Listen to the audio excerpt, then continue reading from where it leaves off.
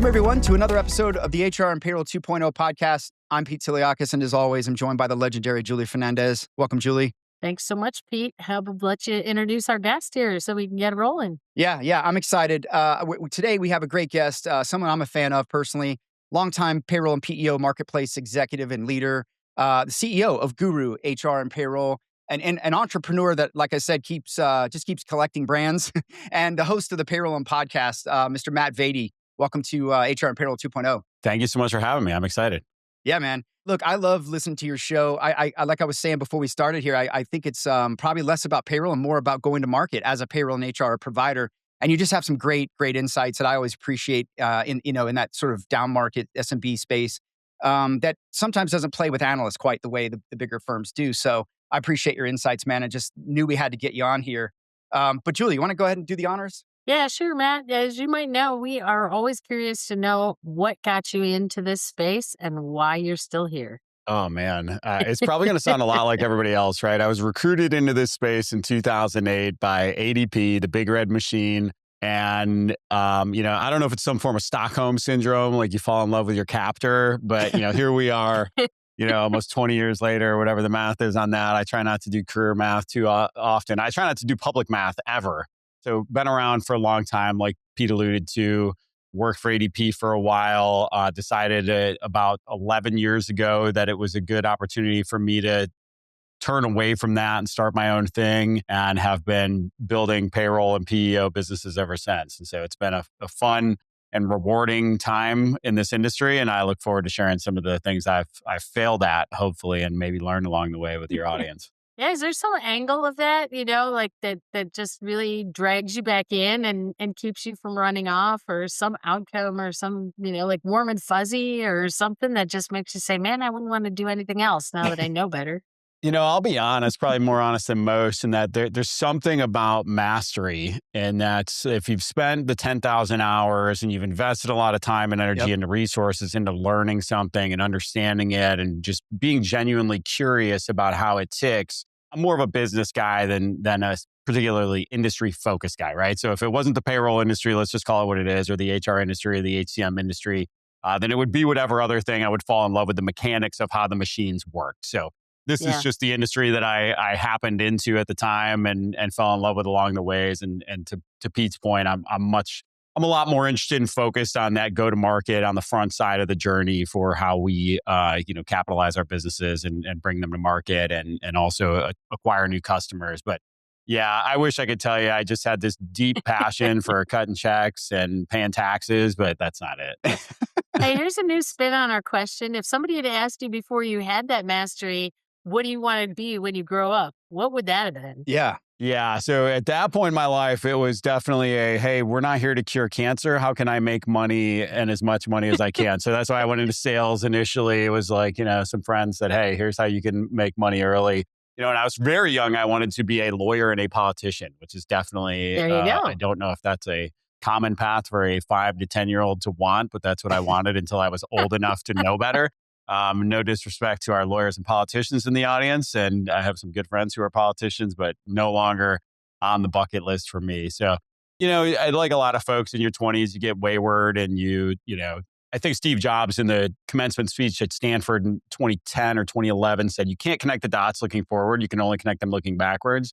And there is a deep passion for around the people side of the business. I do love that combination of human and technology, which this industry does bring together. If I'm to, maybe not be so tongue-in-cheek, better than any other industry, is that combination of the human element and how can the tech advance and work hand in hand at the organizational level and at the provider level. Yeah. I want to dig into all this, but I want to say I think it's interesting, Julie, how we talk, and I talk to folks all the time who started their career, as you said, at ADP or maybe Paychex or whatever. It's almost thank you, ADP. It's like a university. It's like college for a lot of us to get started. I worked at ADP early middle career in the COS days when they first were launching COS. But I've met so many people, and shout out to Hire Heroes, who I try to help veterans find their way into the space. One of the first things I tell them when they're coming in and wanting to explore HR is think about going to work for a vendor, right? You can learn at scale. That's their business, right? HR and payroll is their business. What better way to get yourself educated and ramped up and ready to go. So yeah, it's a great launching point for sure for so many great executives. But so Matt, look, I want to get into this, man. I want to talk about the SMB space, just HR and payroll tech, just services, all things along that spectrum. But like, what gets you excited right now that you see? You've been around this game a while. I've heard a lot of your opinions, but what's getting you excited right now? What has you concerned right now as well? Just kind of contrasting there. Yeah, I think the excitement comes from the clear delineation on the consumer side of what they want. So we have this fight between, again, technology and service is always kind of the thing when it comes to the down market in terms of like what's important to you as a small business. If you've got 10 employees and you're going out to acquire payroll, HR, timekeeping software, whatever it might be, like you're either going to be a Main Street business where it's going to be very important that you have access to an individual who's local to your community or regional to your community, or you're going to be somebody like me who, interestingly enough, I'm not really our ideal client. Like I'm more tech focused. Like I want an easy to use app. I'd rather use the chat feature. I'd rather just have an online user experience that's super easy and efficient for me as a business owner than to have to ever call support. And so I think that people are just getting more comfortable. It's almost like the industry's aging the same way we do as humans, where you know how like I always joke when I got into my 30s, I started like getting much more pronounced about like, I just really don't like that. Like I'm never going to, I'm not going camping anymore. Like I'm done camping. I'll never camp again in my life. Like, I used to camp up until I was probably 35. I was like, this is stupid. I don't like this at all. And I think the industry is finally maturing in that way of like going like, hey, as a consumer, I understand this is what I want from my vendor. And the vendors are starting to understand that too. Now, it's not like a regional provider can't have good software. Their software is fine, but it's never going to quite be the same as a Gusto or, OnPay just raised $100 million to build out that more tech-first environment. Even ADP moved the run environment more that way. And I think that's what we're seeing on the consumer side too, is they're starting to understand like, hey, we've got one of two paths to pick here. And it's the same advice I'd give any small business owner. Like, look, you would like this vendor for this reason and this one for that reason, but they're definitely very different paths. Yeah, you mentioned a dynamic that I saw happening as an analyst around probably pandemic, really, the DIY buyer, the DIY's kind of cycle of folks going out and kicking the tires on things and fundamentally adopting them without really necessarily going through a sales cycle so much. And that's probably more down market. But do you see that still being prevalent? And you kind of talked about some of the fact that you'd rather just chat and touch the tech, right? Now here's where it's different. I had a friend, he owns a very well-known Canadian payroll company. They probably have 50,000 customers in Canada. And he tried to move into the US and they struggled for years. Yeah. He told me, Matt, when I come in again to that same 10 employee company and they say, hey, we need a new payroll provider. And I say, great, I've got a payroll software and a system that works exactly. It solves all these problems you have. Then it turns into 4 meetings, 5 of the 10 people on the team involved, and they treat it like it's an enterprise sale. And that is the thing that has continued to push down. So if you go back to that 2008 period, I saw it. I worked predominantly with companies with 50 to 1,000 employees at that time. My average customer now in my business and most of the people that I partner with is usually 100 employees and below. So I'm typically 1,000 employees and below in most of my purview in this world. And that was becoming more and more common in 2008 to 2015 was, we've got 5 people, these champions involved in a 75-person company. And I remember back then we're rolling our eyes going, what on earth is happening? But now every small business owner has 25 employees, no disrespect, but want to act like we're an executive that has, our whole leadership team has to get involved and frontline people and all this. It's a $200 a month investment. And, we're spending thousands of dollars of internal time to evaluate that investment when we could, simply change in a year if it's not the right fit for us. I think that's another thing that people have stuck in our heads is that the pain of change is so hard and so real, and it sucks to change, but it's not that big of a deal. Feels like feast or famine to me, right? Down market. I mean, you either have 25% of all the company involved in this thing, or, one person's seeing 3 demos and going, I pick you. Yeah. Yeah. To your point, Julie, it's like, so if I go out and I pick a software without my team involved and then I just go, hey guys, here's the new software, go ahead and roll it out. They're going, what the heck is this guy doing out here just choosing things for the company without involving us? So I get it from all sides. I mean, it is more common to have a democratic approach to change in organizations at all sizes. Absolutely. What are your thoughts on just sort of the pulse of the SMB buyer right now, just in terms of, there's so many options right out there. There's so many ways of solving for these things. You could get a stack. You could get an all-in-one. You could go about it so many ways. There's no real wrong answer. But what do you feel like is the pulse on the buyer right now with the buy side? Well, I think first of all, there's just this intense level of competition that creates almost just this eyewash around the whole thing of like, it all looks the same. Yeah. We always say, if you want to be different, but to the consumer, what looks different? And to your point earlier, it's like, sometimes it's just saving money. Yeah. Sometimes it's like, oh, you caught me at that moment of pain where I just have to change because, ADP screwed up my taxes yesterday, or whoever the incumbent is screwed up my taxes. So like, usually it is very trigger based in this world. But now, obviously, like we mentioned, there's this big push now. Every small business, every business, you mentioned it in the notes before we talked, we have to talk about AI. Everybody has to Yep. talk about AI. And it's like, what are we going to do to automate as small businesses? We're feeling that pressure of like, our margins should be increasing. So how are we going to do that? What are we going to automate? Now it's, this is a laggard industry historically, especially when you start to push down market because the revenue's so low compared to our enterprise counterparts. Mhm. So you're not seeing like any true earth-shattering AI functions happen down market just yet. There are some kind of neat things, but nothing that makes you go, wow. But that's going to be, I think, where you're going to see over the next 12 to 18 months is going like, all right, we understand some workflow automation. We understand the value of onboarding being automated versus using paper. We understand the value of, taking our HR files out of paper and put them online. And you'd be shocked, that 30 to 40% of small businesses still don't do that stuff.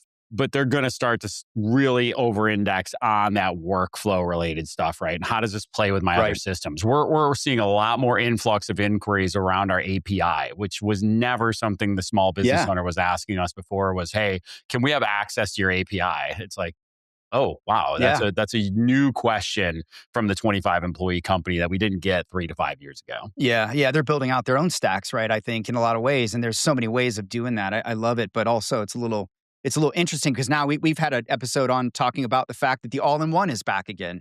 It's really in vogue both up and down market. I feel like we also have API as the buzzword. Like that'll just make everything happen faster. And in fact, there's a lot of gotchas in that. There's like you got they're to not really all know equal. and be. Yeah, if you're going to send something through and it's going to trigger a whole bunch of stuff and, put somebody on a leave or cancel, put them on unpaid status, like do you want a safety zone or do you not? Yeah. You know, Matt, along the lines of like the best fit solution, one of the things I've found this last probably 18 months, I guess, maybe just for me anecdotally, I've come across a lot more payroll solutions that are specializing, right? They've always had kind of I'd say your construction out there, right? Certified payroll is a nightmare. It's always been a nightmare. That's a niche, right? I've seen healthcare solutions. I even met a solution the other day. They kind of started their work and have really grown in the security space and cannabis, of course, right? That's a sort of a market need, I think, with some of the money movement issues for the big guys. But like, what are your thoughts on that? Like, do you see that as well emerging? There seems to be more, or just more specializing, I think. Well, I always like to say the riches are in the niches, and it even Yeah. usually goes further than that, right? So it's not even like, I'm in, we joke like we're nonprofits, but we're really good with charter schools. Like, so Oh, not okay. even just like a nonprofit, like a sub niche of a niche, right? And you're seeing that more and more, like, one of the fastest growing companies, Alliance HCM, they're one of the fastest growing private payroll companies. They are quick serve restaurant specialty. Like, you name a major brand, McDonald's, Burger King, all of them, they've got that logo on their website. And it's like, hey, like we go in and we talk about these brands, it's the social proof aspect. Nothing attracts a crowd like a crowd. Yeah. And so I always say like the biggest mistake I made was not starting dentalpayroll.com and sticking with it. And, 11 years later, I guarantee you my company would be 10 times the size it is now. And we still wouldn't run on a dentist to serve. They're everywhere. There's one on every corner. And we'd be fighting off the acquisitions with a stick because everybody pays a premium for the niche-based providers as well. We see the home care providers going at higher multiples. And so there's all sorts of value. There's inherent value to the client in that their business inside now. You start to integrate with their other systems. And then there's inherent value to our team in that they know the customer inside and out. So they know, oh, they need that specific report. Oh, they're going to have this type of question. Oh, our salary banding. I don't have to create salary bands for 500 different industries, 500 different roles. Man, I know dental hygienists in South Carolina make this much. Dental assistants in South Carolina, if I'm sticking on the dental example. So it just creates inherent exponential value up and down the supply chain for everybody involved. And I think you're just seeing that. I always say, if you call over here and you say, hey, we provide other PEOs with XYZ service, you're much more likely to get me on the phone than if you just say, hey, we provide XYZ service. Like Yeah. industry specific focus is highly, highly desired on all sides of the table. Yeah. Do you Agreed. find as those take off that they end up getting sucked in by somebody and then lose their secret sauce a lot? Or it feels like that's a pattern to me, but I'm not as close to it as you are, obviously. Only 99.9% of the time. Good. Yeah, Hey, I mean, that is the unfortunate reality, right? It's like as an entrepreneur, you grow a business, you've got a couple different paths you can take it down, right? It can be a generational business. You can involve your family in it. You can involve some of the employees to be owners in future generations, or you can get acquired, or you can go out of business. I mean, there's not a ton of different options there, and acquisition typically comes from a bigger fish, right? And so usually those fish, and now more than ever, are private equity based, and they are, let's call it, they're going to suck some of the soul out of the business. I'm not going to say Yep. they're soul sucking entities because I have a lot of friends in private equity, and I have no ill will there, but I have definitely seen that, they have a playbook. They come in, they run the playbook. The playbook is not about soul and heart and culture. The playbook Yep. is about yeah. a spreadsheet, and and it's a very effective playbook. We just saw it. Somebody was telling me the other day about, they walked into the mechanic and they saw the KPIs up on the wall of like how quick they were turning cars in and out and how quick they were getting people out the door. And I was like, yeah, that company's been bought out by private equity. And he was like, yeah, I actually just saw a press release that they were. And I was like, yeah, Yep. it's pretty easy to tell Yeah. from the outside. That tracks. Yeah. Absolutely. So I want to kind of pivot a little bit, maybe not pivot, but stay in this lane. But let's talk PEO ASO, right? Like, what are your thoughts on modern PEO? I came up in the PEO industry. I'm a big fan of it. I think it's right for the right company at the right time. I think you do have to mature eventually away from it from a cost perspective. Most do. But what are your thoughts just on the PEO industry, the PEO solution, how it's evolved? It seems like it's growing well, but there's been a lot of consolidation. But yeah, what are your thoughts on that? Yeah, it's interesting because I still joke about there's this level of education that has not changed in that, 15 to 20 years I've been in the industry, where if I go into a small business, there's still a very high percentage of them that are not even familiar with the concept or loosely familiar with the concept. Yes. Yeah. At the same point, NAPEO touts a whole bunch of data that says 1 in 8 employees at a small business or something ridiculous like this get paid by a PEO. And I don't know where the, data is fun like that. But so I don't know where the truth lies, but I do know that the industry itself, since 2018, we've gone from almost 900 PEOs to today, we have about 500 PEOs. Right. So the M&A market, while active in all industries, I mean, you're talking about a 40% haircut on the number of providers as a whole, which is unheard of when you look at the size of a market. And so, ventures, obviously the biggest player there. They've made just recently their 101st acquisition in the space in the last, I think, 6 years. 90% of those being PEOs, the other 10% being software or providers that are going to help them to expand their offering. I think there was one this week, right? Yes, there was. Yeah. There was one this week. The 101st. I just did an episode on their 100 acquisitions, and it was Great episode. just as I was doing the research, I was like, man, this is insane. Just the logistics on this, I can't imagine the time frame they're under. I mean, they raised $2.3 billion in capital to go out and fund these acquisitions, and it's just, man. And I know from people on the ground there, it's insanity. But again, like it's always going to be insanity on the ground when you're scaling something at that level. Yeah. So yeah, it's a dynamic, and like I said, I mean, this is common for a lot of industries. Now we're seeing high M&A where there's attractive monthly recurring revenue, right? We have a B2B solution with monthly recurring revenue, which means we're going to see high M&A target and movement. But when you're talking about 40% of an industry, man, I just don't, I don't have enough purview to know if there are other industries getting gobbled up like that. But that is an insanely high clip. Yeah, there's a bit happening in EOR. We saw a flurry this week again. I think you're going to see more, right? These firms, especially in the EOR side, they can't grow without constant churn. Like they got to have constantly getting new customers, right? Because they are turning over. And I think coverage, right? Being able to cover 190 countries for them is hard, and be able to get that native capability, you're going to have to often acquire it to move fast. But PEO has been interesting. You're right. There's been a lot of acquisitions there, and venture. Shout out to them, and they have nailed a lot of it. You did a great podcast on that. I brief with those guys every year at HR Tech, try to stay close to it, but it's impressive what they've done. And they've built a little empire over there that I still waiting to see what it's going to become in the end. But do you think we're going to see more consolidation in that space? in Yeah, I think it's 26? inevitable, right? Because if you're a guy sitting here like me and you own a PEO and the multiples keep going up and the regulations keep getting more challenging and the environment and the climate in which you're trying to do business keeps getting more complicated, you keep getting older. And whose kid wants to take over a PEO? Yeah. And so like, you know, like there's just pressure from all sides, right? And so there, you know, you hope that at some point more of the regional players try to push up, create more upward competition for players like Venture, like Paychex, like ADP, who are going to do most of the M&A work there. But you're seeing people like Engage who are making acquisitions every quarter, every 6 months, every 8 months. And so it is, you know, it should be interesting to watch because they don't form as quickly as payroll companies. There's 14,000 to 16,000 payroll providers in America, depending on which number you trust, which is an insane number, right? It's like you crazy. sit down and divide that by 50 states and you go, what? Like, what? But I always used to joke, I could throw a baseball anywhere I stand in this city and hit a payroll provider.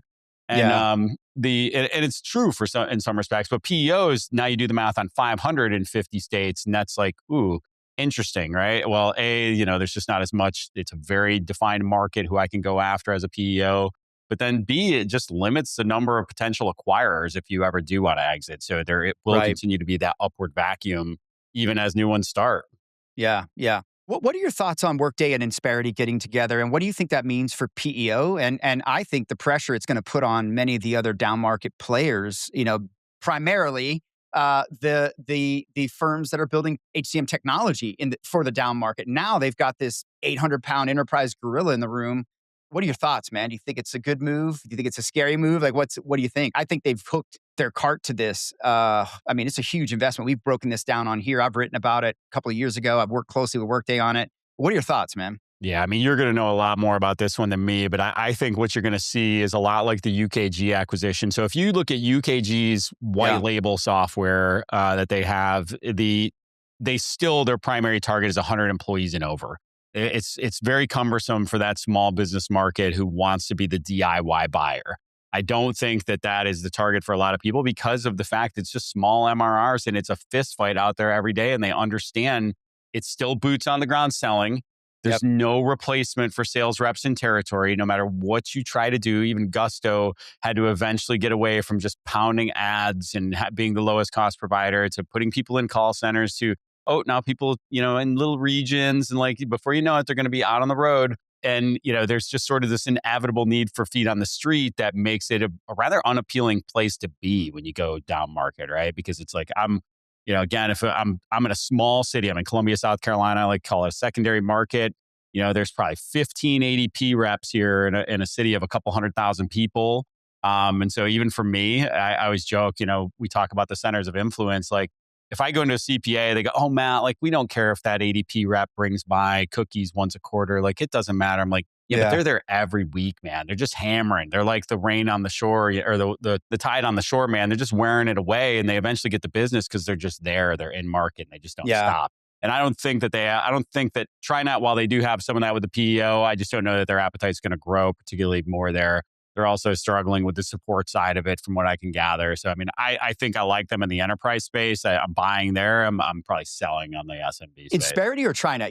You said TriNet. I was talking about Insperity and Workday. Insperity, Workday. My bad. My bad. I think Insperity's thing here is keeping that maturing buyer from matriculating out of PEO is really what they're, you know, they call it their success penalty, you know, that they lose these customers when they matriculate. But it's going to be interesting to see, man. I mean, that's two very expensive solutions coming together. PEO is not the cheapest thing for a reason. It's very value packed. It's an employment model, not just a payroll service. And then, of course, Workday is historically been out of reach for a lot of SMBs. So I think the multi-tenant approach is going to help bring that down. But I don't think it's going to be for everyone. I think it's going to really be for those that are probably discerning buyers that don't want to exit maybe the Insperity service. So I'm just curious what kind of pressure it's going to put on others. I think the challenge for a lot of that is, you know, when you talk about flipping because of scale from one thing to another, it's still a solution and a transition, right? Yep. And so, you know, if you're talking about different products, and everybody has them out there for different size markets. And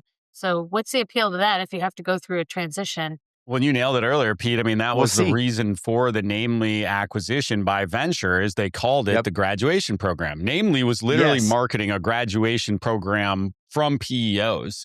And so they That's got on right. their radar saying like, hey man, look, when they aren't outgrowing us, they're outgrowing our tech and they're going to Namely. And so like we've got to bring Namely in house so that we've got a graduation program and we can monitor these PEO clients that start to outgrow the tech. True. Totally. So let me ask you, I want to kind of get I think we've sort of touched on this a little bit, but I want to get your thoughts on just the state of the market in terms of like, you mentioned it earlier, this overcrowding, right? There's so many options and there's so many paths and so many ways, and you can solve with, through your HCM, you can solve payroll. You could go to a fintech, you could go to whatever. But what are your thoughts just like on all that overcrowding? Just what it does in the marketplace. Like, is it make it harder for you guys to try and differentiate and compete, or what's it like for the buyer? I'm just curious what the pulse is on that. So I think it's doing both, right? So for the local guy who's completely content with showing up, putting a couple salespeople on the ground, showing up at every chamber event, getting to know the people in their community, it is creating a strategic advantage for them to be able to, like we always say, create concentric circles around our office. I do think for the people that are trying to go sell, I'll tell you what, if I put a sales job up right now, I get more national sales reps applying for the jobs than I ever used to. I used to put up a sales job and I would get crickets, but now people are abandoning these national roles left and right because it's like, man, I'm the 15th rep that's called this person today. They're tired of hearing ADP and paychecks. They've heard it over and over again for 20 years if they're in business 20 years. And so they just, it's running out of its leash, right? And so I do think that, while there's not going to be this big, we're seeing growth in these smaller bureaus and we're seeing them continue to expand and grow. It's always going to be hard for us to gain market share, but you're going to see more of what venture is having to do. And that's like organic growth is just hard, man. It is. Feet on the ground is just hard. So you've got to grow through M&A. And obviously that's been part of the playbook for all these folks for a long time. But even, you'll notice over the last few years, ADP and Paychex, even a resurgence there, back to the centric roles. Like the CPA centric role is so dominant at ADP right now because it's like, we know the 1 + 1 = 11 models works. If I go and I sell, 20 CPAs that we're a great partner and we're constantly providing value to them, we're constantly providing them with the latest accounting updates and tools and packages and things, then we know that we'll get more value that way than going directly to the consumer. So that's where we're at too. And I think the key word here for all this, if you're to kind of culminate it, is trust. So for me, if I develop that trust by seeing you, they say it takes about 3 hours of time with somebody to feel comfortable buying from them. So if I spend 3 hours with you at these chamber events, having a couple of Bud Lights, then great. Versus the, my CPA, I know inside now. If he tells me to use GuHRoo for my PEO, I go, done. Like that's easy. Like I don't even question anything my CPA tells me. I do exactly what he says when he says it. Yeah, that's a great point. It's a good segue too to something that I find I'm spending a lot more time on is just the helping vendors with the development of their centers of influence, right? Your CPAs, your brokers, your banks, and I would say, ADP and Paychex, they did a really good job over the years building very, very deep relationships. I think Paycor that went to Paychex, right? If you read their 10K, there's a big part about how I think 30 to 40% of their business comes from those centers of influence.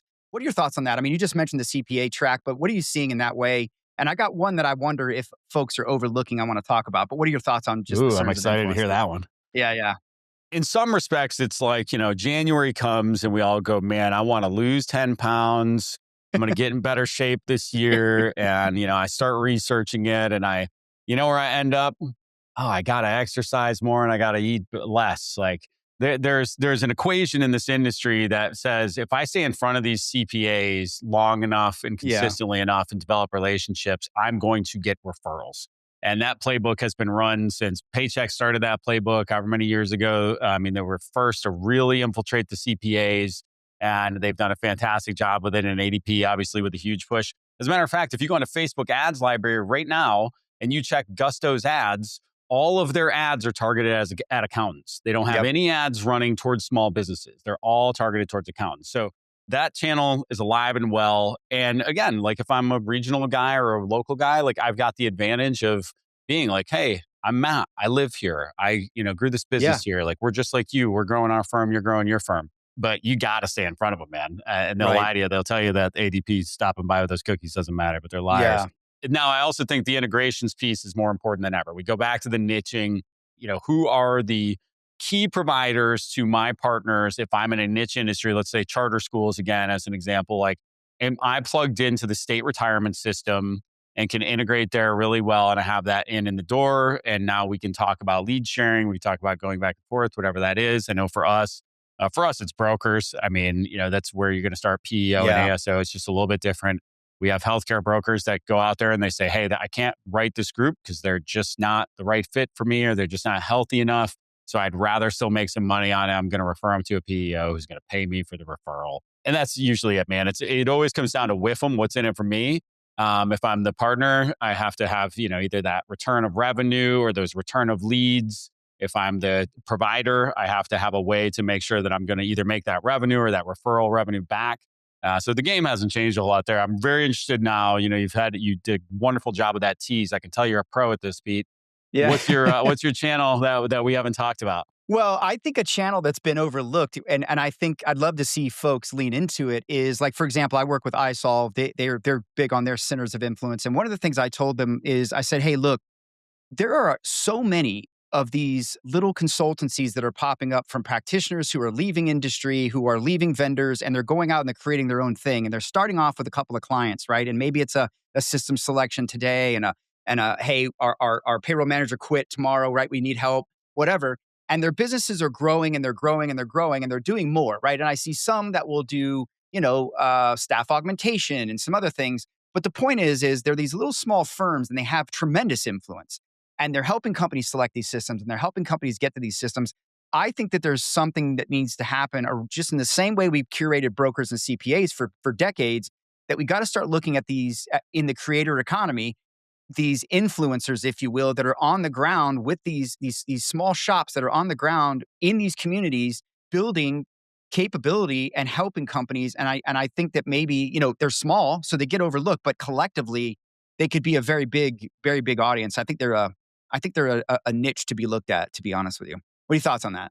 Well, it reminds me a little bit of Bamboo's done a good job. Bamboo HR has done a good job of this with HR consultants. Yeah. So they did a really good job going after HR consultants, and they kind of developed what they call the reseller program, which really was just like, hey, if you're in this account and you're the HR person, if you put this in, we're going to give you commission for you putting this tech in place. You're not going to have to, it's going to be there. It's going to be theirs, and you're going to, help administer it or whatever. But so that's one small example of it. And I think there's value there. To your point, the only challenge becomes the scale. So you start to get into these fractional people is, how many customers, how many people can they influence?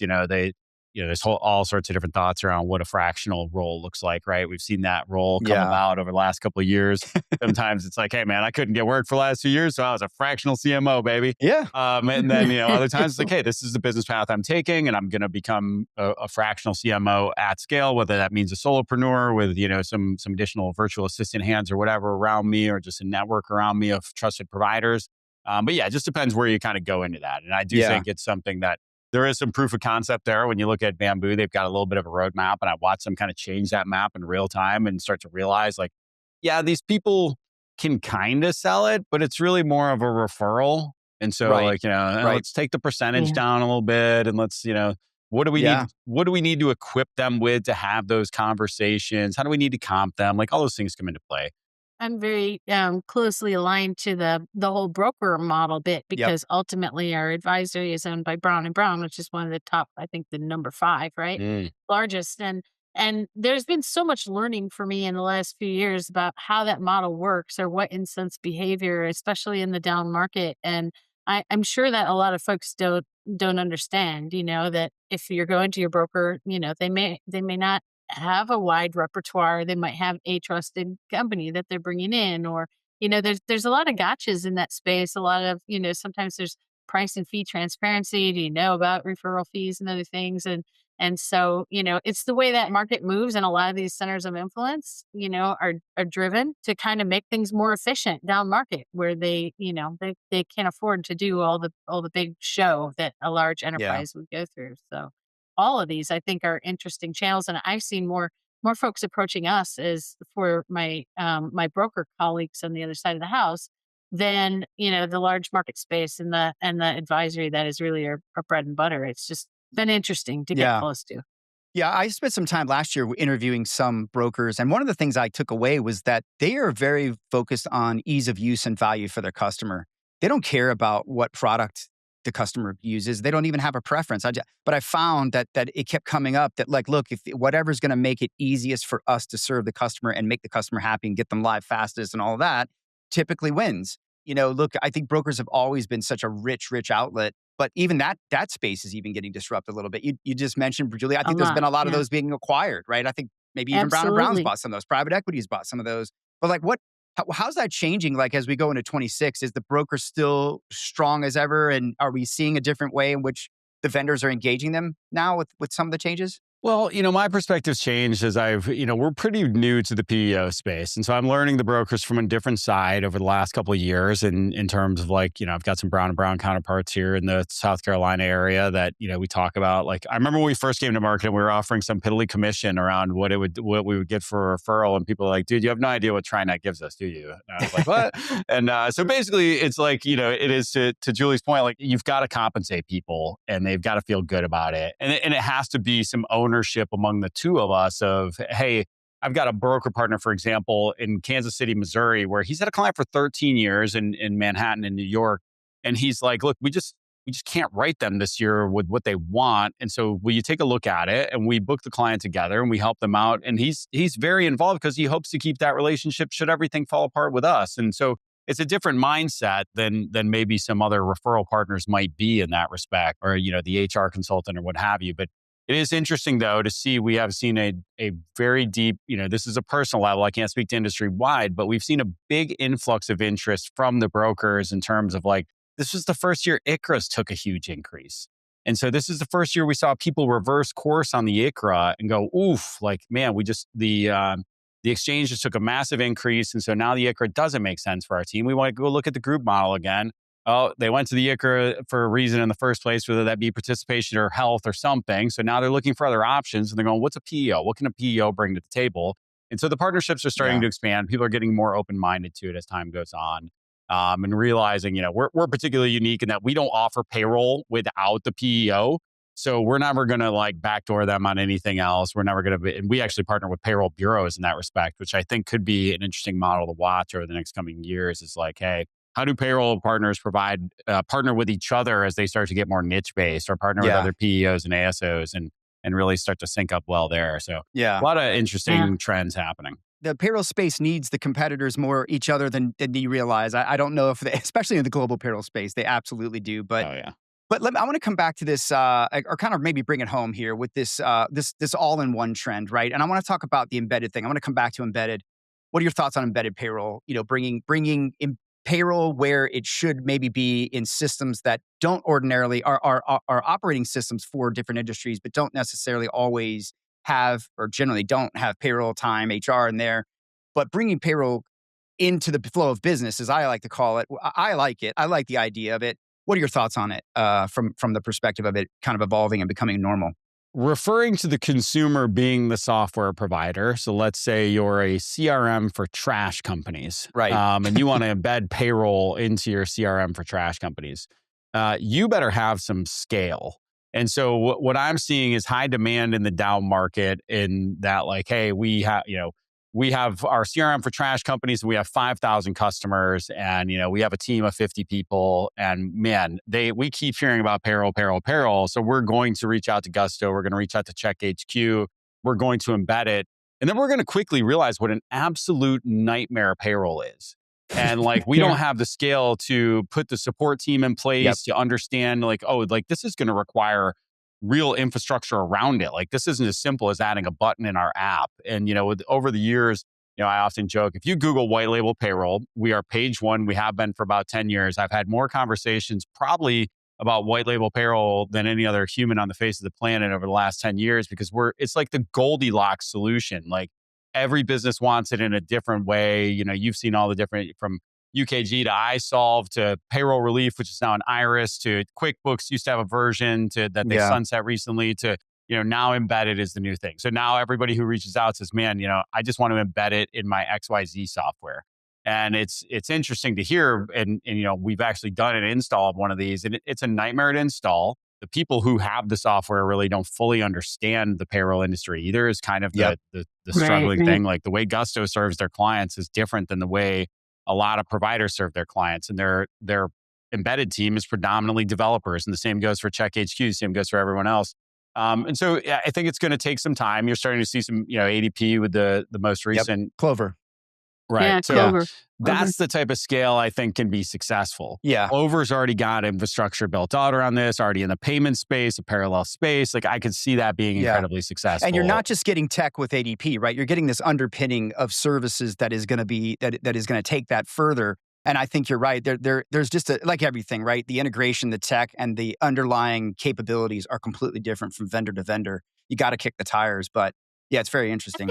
I think there's a lot of the M&A movement too that are bringing some of these different industry players together. So whether it's like your dental example in the front, Matt, or buying up elevator or water companies, et cetera, that will, maybe that'll bring some scale in a way, just because they're kind of bringing all these trades, mom and pops things under one umbrella. And that feels like a good application for it to me. Yeah. Yeah. I think long term, it's going to be successful for a handful of players in terms of like the vendors who are providing the embedded software. I think it's going to suit a lot of enterprise companies very well that have scale in terms of internal resources and client base. But we've already seen the arbitrage of how much time and capital it's going to take. Like, we've seen a couple of the smaller players that, I'd call well-funded, $40, $50 million in funding, are already pivoting back to direct to market and saying like embedded is too long of a road for us.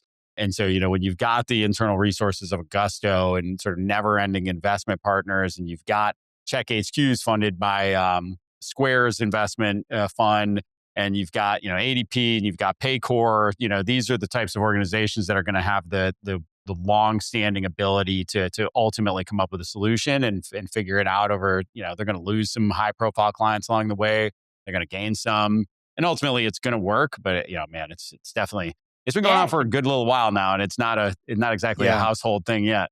Just keeping up with the investment needed, right? With all the compliance and everything else is, that's an undertaking that probably sounds great at the onset, but gets a little bit drab. It's early. Over It's the early. years. We're going to get there. It's got to mature, but I'm a fan of it. I think the idea of bringing the most impactful thing in your organization and on your balance sheet, your P&L, in line with the rest of the work that you're doing. I think it makes a lot of sense, but how you go about it certainly is going to dictate the experience. But you're going to make a lot of portal builders cry out there, Pete. Yes. yes. Everybody who's trying to be a front door. Everybody. Well, and you go back to, so we got to talk about AI, but Claude, the CEO of Anthropic, of Claude, just said, so they just released a new product in 10 days that is one of the first consumer-facing AGI applications called Claude Cowork. Their own Claude Code, they built it with Claude Code, and their CEO claims that in the next year, the code will be written by itself. Yep. And so, we're already starting to see the push out of how is this CRM for trash companies going to exist? One of the first things every organization looks at when it comes to vibe coding or internal development resources is, man, we got to replace Salesforce. We got to replace whatever our CRM is that costs us multi-million dollars a year in enterprise seats. Like, why couldn't we have some of our developers start working on that and make it something custom to our organization? So there's also those tailwinds pulling at all of this and saying, like, they're not necessarily going to vibe code a payroll, but they could vibe code their own internal operating system and go, hey, how do I embed from one of the embedders, which is something to kind of the subset downstream as you continue to move this forward 12, 18 months, because we're moving at, we always talk about technology moving at lightning speed, but by the day it's picking up at a velocity that's almost unfathomable at this point. Agreed. What's kind of the tone? Let's do that. We didn't talk AI. We managed to go this long without doing it, but what's the pulse in the buy side community down market? Right. I feel like there's a little bit of a, I don't want to say cautious optimism, but kind of like a yeah, right. We'll see. You know what I mean? With the smaller players, I think for a lot of the smaller market HR and payroll teams, that's how they're probably going to get AI as their commercial HCM investment. But what are your thoughts on just what's going on with AI down there? What's your advice maybe to buyers kind of tinkering around and starting to work with it? I think it goes back to Julie's point earlier on the evolution to all-in-one. You're not going to go all-in-one and go AI at the same time, because the AI piece has to be a little bit more of a sniper shot in terms of what's the problem I'm trying to solve specifically with AI. Too many CEOs of smaller companies or small business owners have been focused on we've got to put AI into our organization. Well, what the heck does that even mean? And now they've got a bunch of ChatGPT licenses, not a whole lot to show for it. 24 months later, And now we're starting to get into, all right, what is the use case we're actually trying to solve for? And what are the products specifically built for said use case? Or again, how do we code something ourselves internally and develop and put resources into this? I think you'll start to see a lot more of that internal developer, even for just simply professional services organizations that never used to exist. An IT guy used to take care of the printer and the network and all this stuff. I think the IT guy of the next 24 months is the person who's building, and I know it is for us. We just wrapped up our 2026 rollout of our playbook for this year. It's like, hey, how are we strapping all these systems together? We rolled out Claude enterprise seats for everybody in the organization.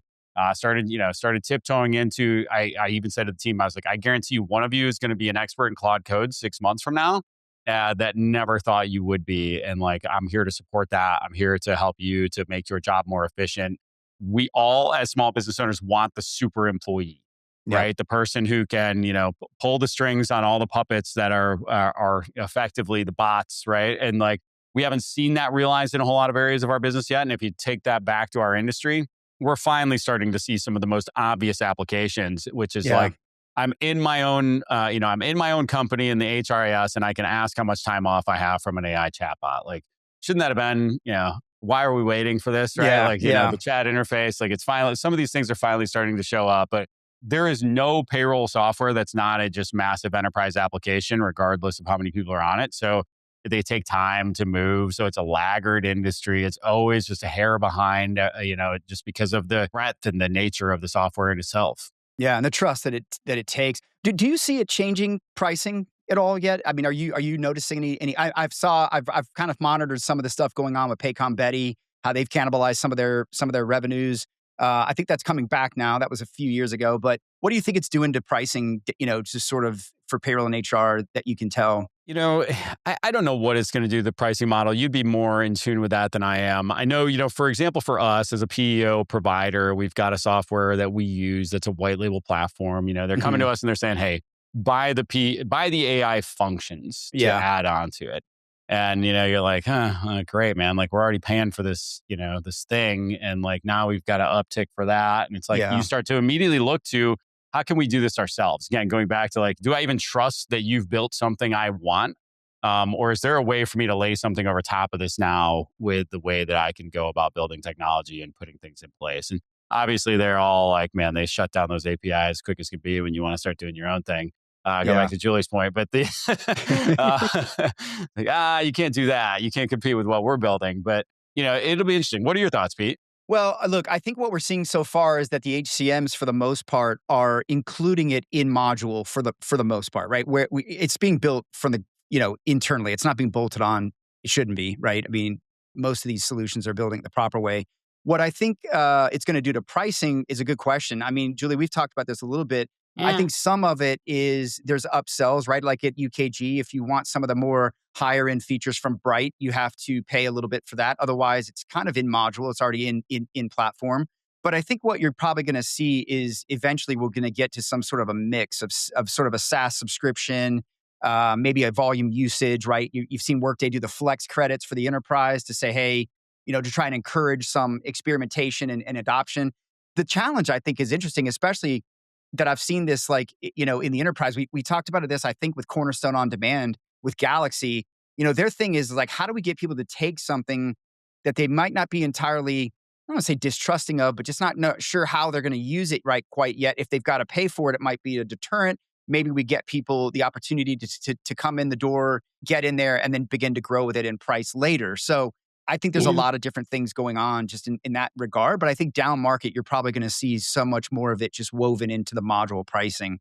Yeah, what do you got? I've gone on record on our hot topics, for this year, which probably will come out any day now. And I think, everybody says it's embedded in table stakes, but I just feel like my unpopular prediction is there's going to be upcharges all over the place. Yeah. And people don't even know what or how or if they're going to use it. And it's going to be frustrating from that perspective. But I definitely see the vendors weaving that into a commercial model. And what's even more interesting is I do a lot of contracting work and seeing how that plays out in subscriptions and order forms and bundling of SKUs and the, the black magic, that underlies how subscriptions and services are paid for is something that is not not everybody's really Yeah. up on There and has can been, manage that. in fairness, Julie, there has been some SKU cleanup, I would say. I mean, I know Dayforce emphasized that when we were there. I know Workday's been doing some work on that. So I think they're all kind of having to obviously rethink all of that in terms of how they bundle their solutions because, yeah, I mean, and then there's the whole outcomes based, theories as I don't well. know. So we'll I see. see Kluge like pulling it all into one bundle and eliminating transparency at the SKU level or Think that's any bad? meaningful lever. I did for a buyer, yeah. I mean, Well, I'm the buyer's advocate, so cleaning up SKUs, I think is a good thing. The menus are so confusing in the enterprise. I think that's a good nothing wrong thing. with cleaning them Yeah. up. But if you gotta sock them all in one big pile and then just have one price No, associated I with don't it, think, no, I don't think you're going to see that. Yeah. I think you are. You think? Okay. Well, I'd we'll love to see. know down market, what's going on in that down market in this space. I don't even want to breathe this into existence as it's going to negatively impact me. But where I think you're going to see the pressure is in the more professional service level. So the PEO stuff, right, where we're relying on it. I know one of the first things, Yeah. McGally, it's been so long, it almost feels like forever ago, this AI wave's been started. Like, I remember reaching out to our development shop. We use a third party to do all of our dev work. And I was like, hey, how are you guys using AI to be more efficient and develop for us faster? And I expect us to start getting those questions from our customers over the next couple of years of like, so for my PEPM, like, what am I getting more now knowing that your team is using AI to be more efficient on their side? Like, what am I Yeah. getting for my price? And when do I expect to see some relief there? Again, I don't want to breathe that into existence, but I know as a consumer, that's what I'm going to be thinking, right? If I'm relying, Yeah. because Yeah. one of the first tweets I saw when all this started was some CPA talking about how, oh, my rates are only going to go up over the next few years. And I was like, man, like there's no industry more ripe for large language models than a CPA when everything is black and white and written down, man. Like, I'm like, you better be careful Yeah. what you wish for there.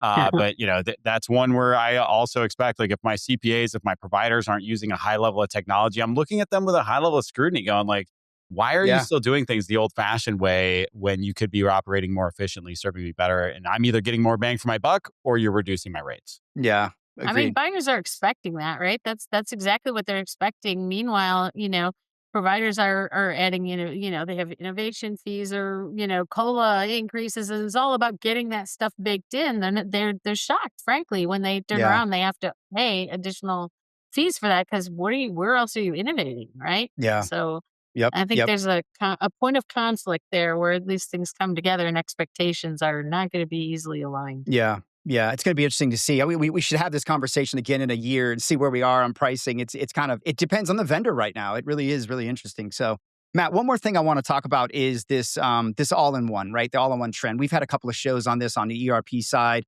One of the things I think I see is more finance coming closer to HR and HCM, right? You're seeing like we went through this phase, I think 10 years ago where it was like no longer about payroll, is about, not a $6 PEPM for payroll. We're out there selling a $50 PEPM for HCM, full suite HCM, which is good for everybody. Now I feel like what we're talking about is more of an ERP play where it's like, how much ERP does the small market want with their HCM? Because you're seeing things like FP&A come closer, financial planning, obviously workforce management is getting bigger. What are your thoughts on these finance solutions sort of inching their way into the HR world and becoming kind of a module within, FP&A kind of being a module within HR now? Look, as a consumer, I would love it. Right. So like as a Yeah. small business owner to be able to go to one portal and know, like, look, for me, my labor expense is my number one expense far and Yeah. away. Like to be able to tie that into my books and have like a much cleaner look at that without having to have integrations or data syncs or all these things would be amazing. The problem is you're so far from it. The all-in-one solution is always the knock on it, right? And I've sold it and I've sold against it. And, and it's like when I'm selling against it, I'm going, you don't get the best of breed in any module that you have, right? Like, so you have kind of like a mediocre module across the board. And I think that's where we are for the foreseeable future is like just mediocrity across the board if you're doing that versus going with some best in breed stuff. Obviously what you want to do though is be very selective with your tech stack and start to get things that play really nice together. So for example, we use Fathom HQ for our FP&A stuff and for, all that. Like we want to make sure that integrates tightly with our financial suite so that we can see accurate data, pull it right out of there without having to come up with, doing any data syncs or things like that. And then conversely, now you really would ideally like that payroll syncing in all that. It gets a little muddy, but it's, the alternative is like just not having the feature functionality. It's the same old story. I literally used to have a slide about where I just had a picture of a dog with a ribbon on its on its neck of like, we prefer the best in breed. We sync these 3 different modules together. Well, that's all I had. So that's what I sold, right? Like, I mean, that was when we first opened the business. I had one payroll system, one HR system, one timekeeping system. It's what I had in my bag. And so I was like trying to sell on the value of it. And you could sell on the value of all in one. I think if you were to take a leap sideways and look at HubSpot as an example, a CRM company who's gone all in one, it also just gets so clunky. Like we tried making the migration over to HubSpot off of Zoho a couple of years back, and we reversed course because I'm like, this is not the HubSpot that I used 5 years ago. That was one of the most user-friendly CRMs, perfect for SMBs. Everything becomes enterprise so quickly and floods out the small business user. Yeah. So, when you've got a team full of consultants and people on the team that are expecting sort of the friction that occurs in enterprise level software and being able to spend time, money, energy on consultants to implement and service and set up and all that. Yeah, you can get away with that stuff. If you're a small company with 25 to 50 people and you're like, look, like we don't have internal administrators of our software, then it just gets that much more challenging. Matt, this is so awesome, man. I could talk to you forever. I hope we can keep keep hanging out offline, man. We got to check in every now and again. But look, to wrap this up, man, any advice for firms out there, buy side or even private providers? Any advice to the two of those sides about how to navigate all that's going on here, man? Yeah, I always like to say, look for pain relievers, not vitamins, right? So like, don't get confused with the eye wash. To Julie's point, like everybody's going to have these cool AI tools and features. And you're going to be like, ooh, that could be awesome. Like we could do some really neat stuff with that. Like you got pains in your organization right now, like solve the pains primarily with the best solution for your organization. And, don't listen to, I'm pretty non-aggressive when it comes like, hey, this is good for some people. This is good for other people. This is good for other people. I don't really, there's plenty out there for everybody, but I do think it's important that you just understand your pains before you let somebody else kind of try to dictate what your pains are. Because salespeople are really good. I was one for a while. Like part of our job is to bring you down the pain chain and to try to, create some pain and make you think of some pain. Maybe they will help you identify some pain you didn't even realize was there. I've done that a lot of times. It's a real thing. But make sure you're solving pains, not buying vitamins. And there's going to be a lot of vitamin water in the market over the next couple of years. I love it. Matt, where can everybody get in touch with you, man? I'll make sure we share the links. Yeah, just hit me up on LinkedIn. I'm looking forward to connecting with people. Awesome. I appreciate you. And look, thank you everyone, as always, for joining us. Thank you, Matt, so much for coming and sharing with us, man. It's so informative. And yeah, we'll be back very soon. Appreciate everyone for sticking and staying with us.